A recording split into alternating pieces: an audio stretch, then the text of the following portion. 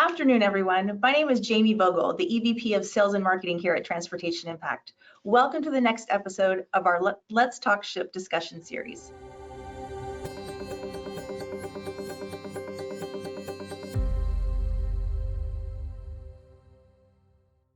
If you joined our last episode or previous ones, welcome back. If this is your first time attending, welcome. Our team has developed this series with the goal of providing you with education, ideas, insights, and data related to the ever-changing shipping environment.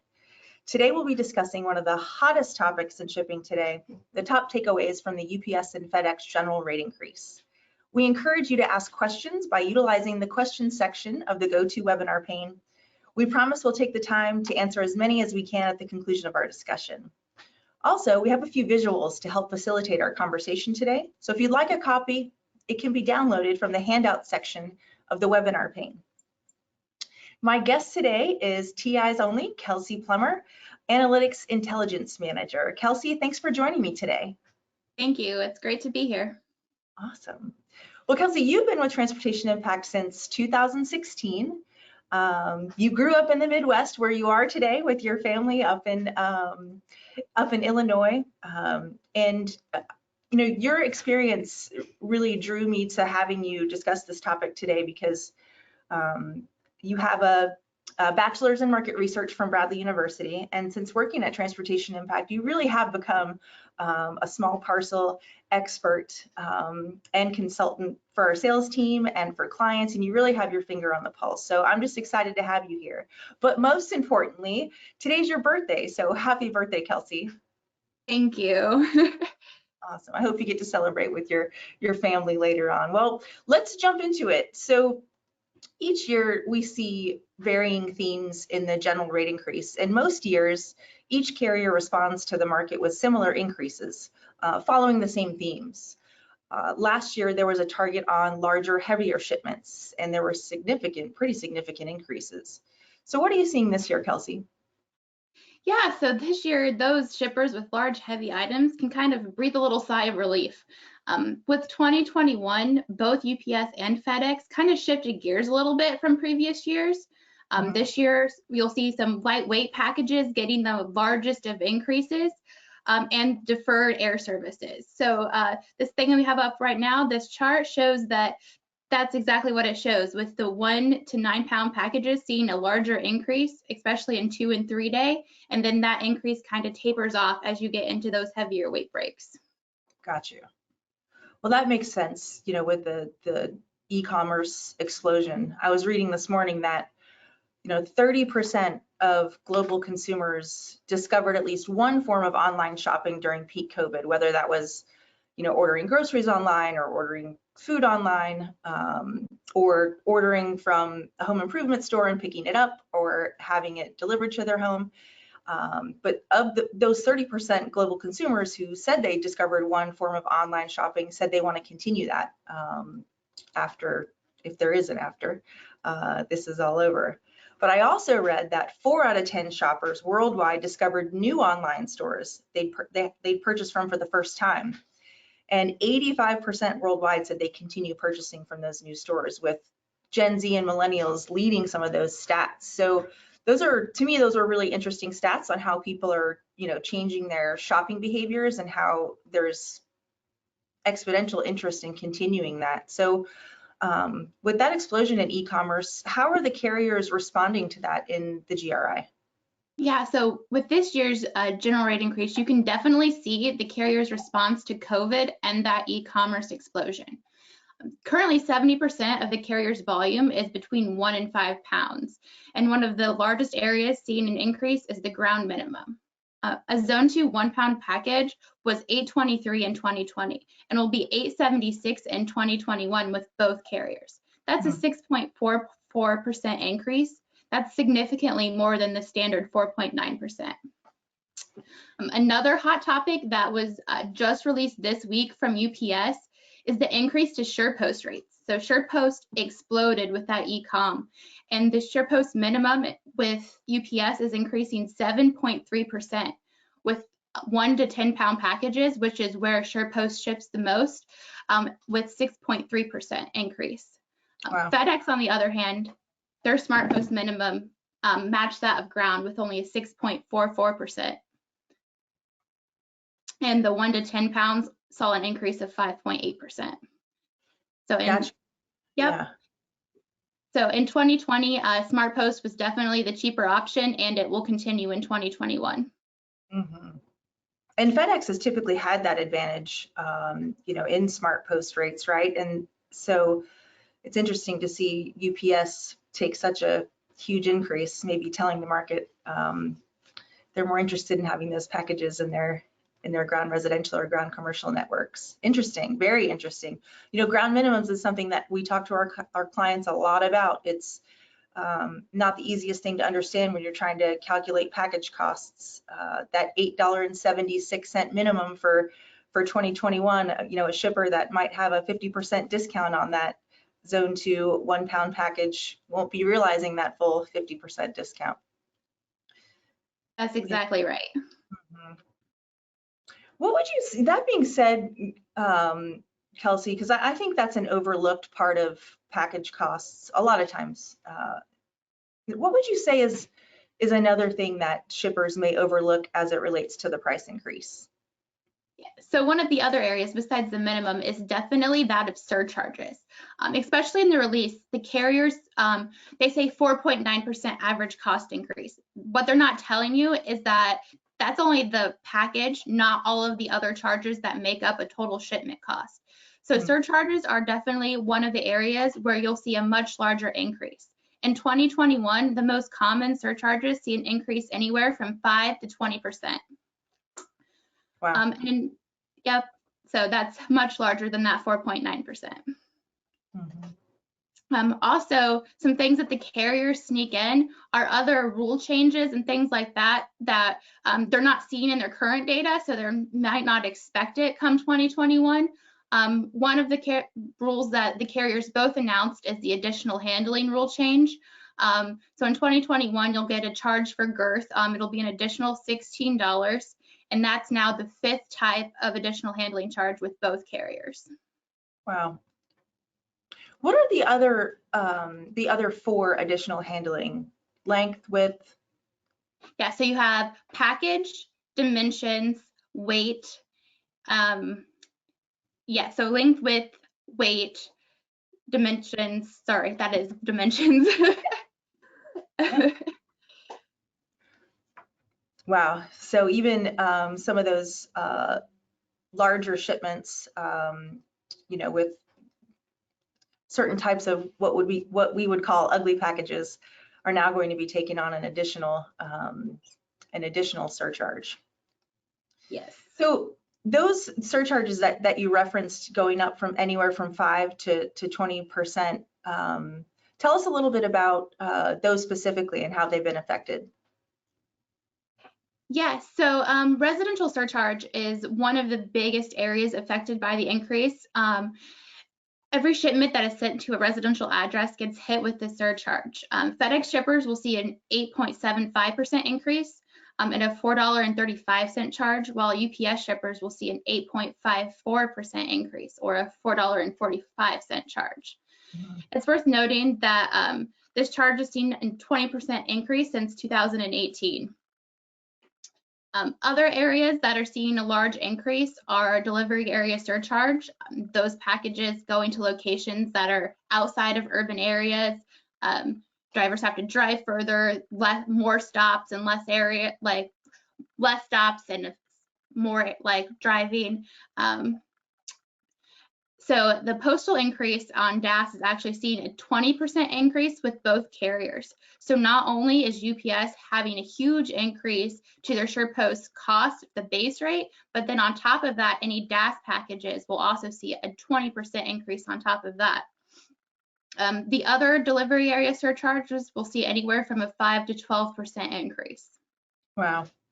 And the other thing to watch out for is just the assessment of the delivery area surcharges. Those zip codes are subject to change each year, causing even further confusion with a lot of our clients on how that will be assessed.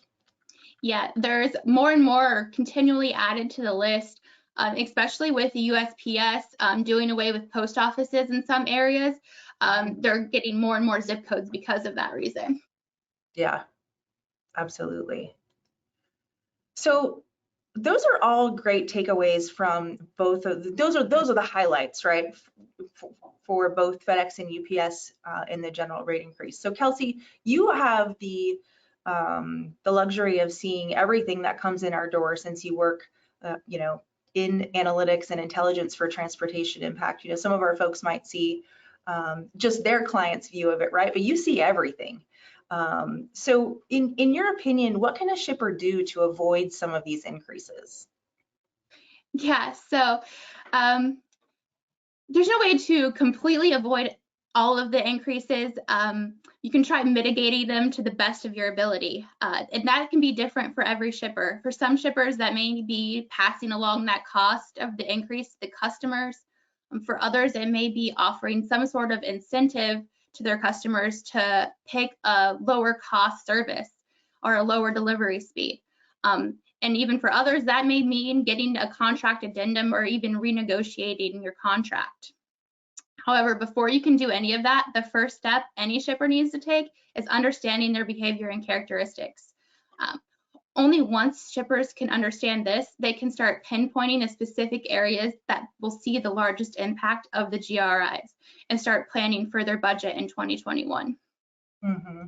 Absolutely. It all starts with their data. Most of our webinars come back to that understanding by utilizing the data that you have to really understand what your current costs are and how these increases will affect you. Yeah. So those are great takeaways, Kelsey. So really the 5 takeaways are lightweight and 2 to 3 day shippers have the heaviest increases.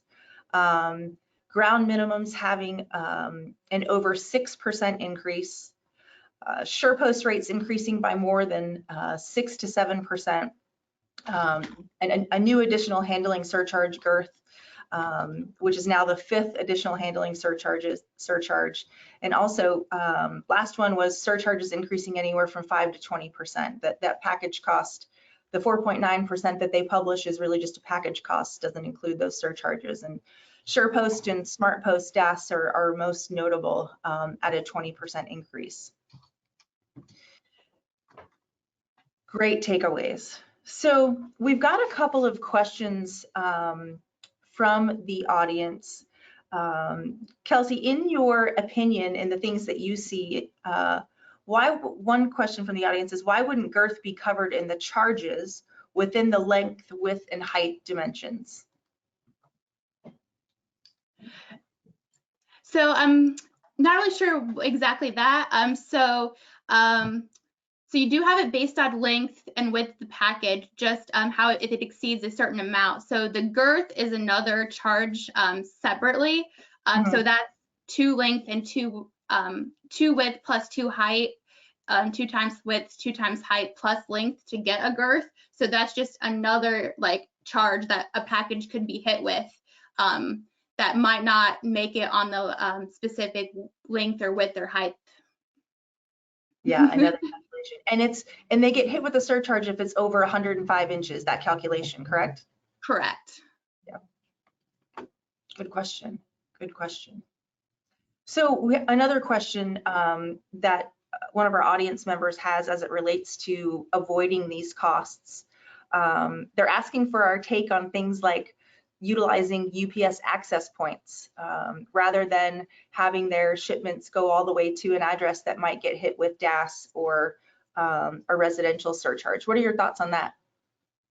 Yeah, so in 2020, an access point was definitely a good option that was free. Any customer could get on and choose, I want to pick up my package at Michael's or Kohl's. Unfortunately, in 2021, I'm not really sure what UPS was doing, but they've decided that every package that ships to an access point is going to be charged a fee of $2.99. Yeah, so weighing that out against the potential additional surcharges that they might have for DAS or residential. So that's a really good call out.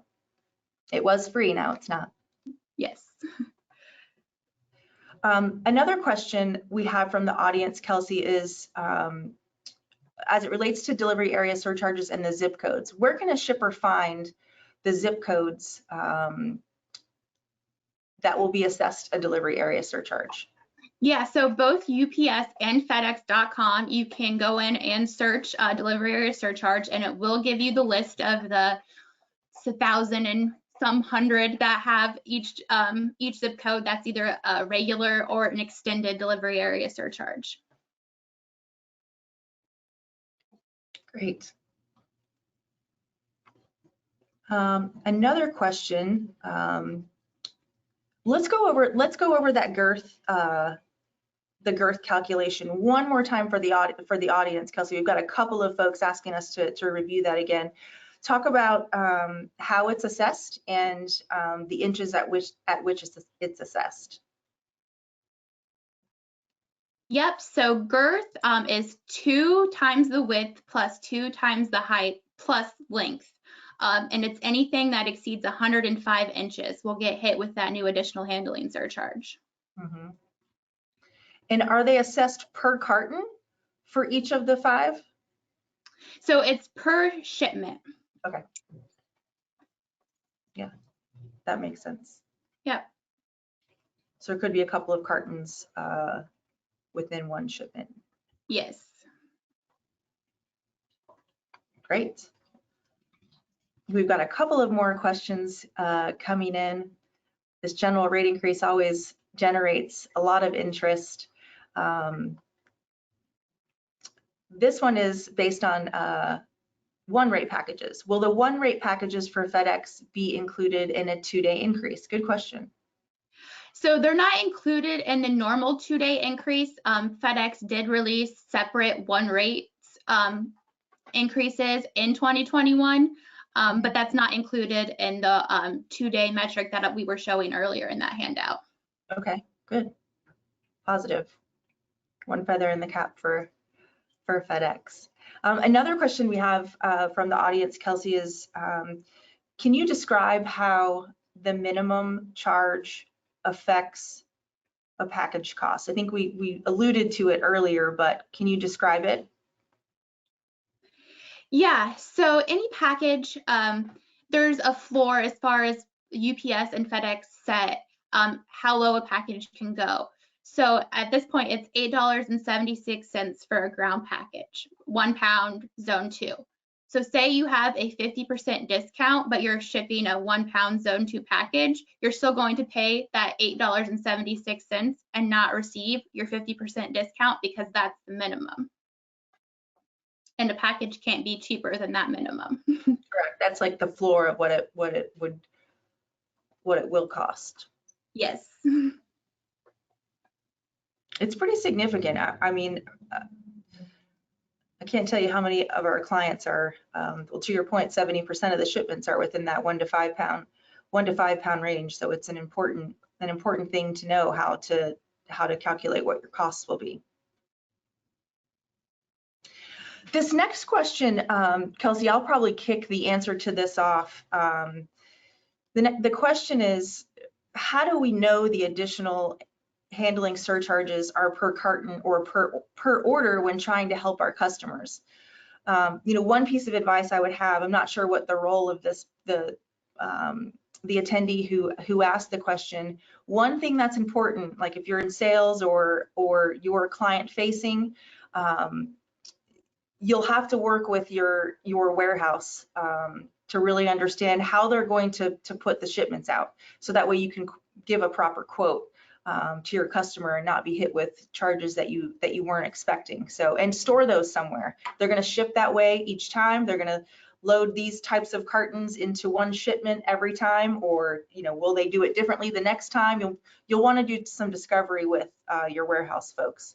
Kelsey, any thoughts there? Yeah, that's exactly it. So know your box sizes and what those work out to.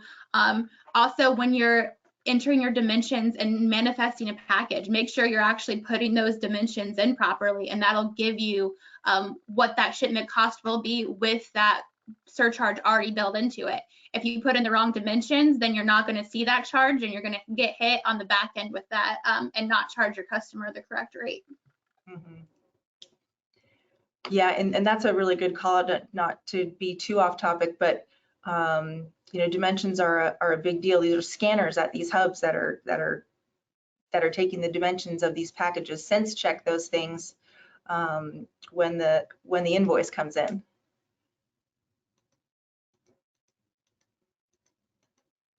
Great. Well, I think that's all the questions we had this afternoon. Kelsey, thank you so much for attending and giving us those 5 key takeaways. I appreciate your time.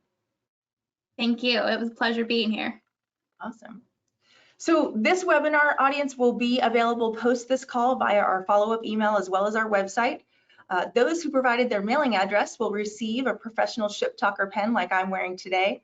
And if you did not provide your mailing address, you can simply respond to our follow-up email to receive one. Our next Let's Talk Ship webinar will be a special one in January. It'll be our first one of 2021 with one of our strategic partners, Omnia Partners. We're really looking forward to that. We also look forward to a brand new year, like many of you. We hope you and your loved ones have a happy and healthy holiday season, and we'll see you next year.